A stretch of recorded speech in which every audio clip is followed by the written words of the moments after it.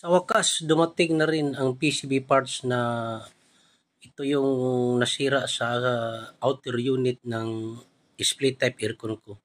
Buti salamat sa Carrier Philippines kasi na-approve for consideration ang PCB parts ko. Yung PCB parts nila ay ang warranty nito ay hanggang 3 years lang ang warranty period nila hanggang masira. Buti na lang na-approve for consideration.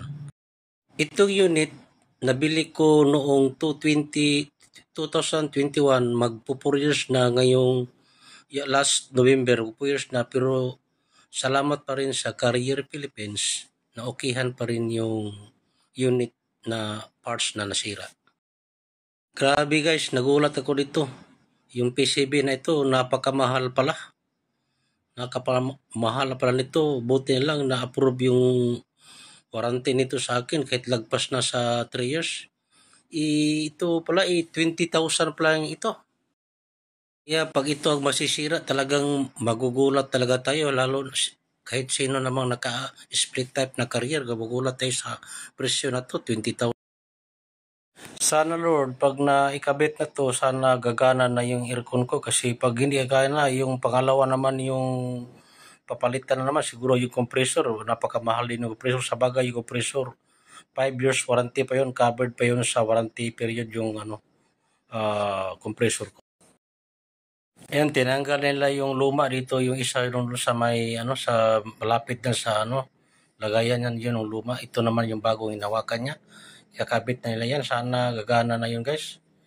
Sana gagana.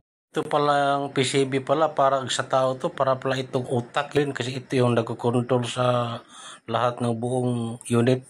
Pag ito yung nasira, talagang hindi gagana yung unit. Napakamahal pala nito. Yan, iuna natin yan. Then, gumana na, umikot na yung natin, yung ilisi. Ayan.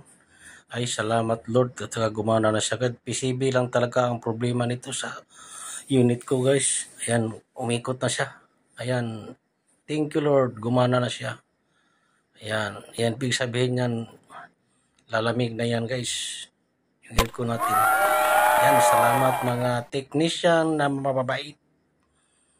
Ayan guys. Kastura mo sa aircon boss. Masay kastura sa 70 volts. Bugno na ko na.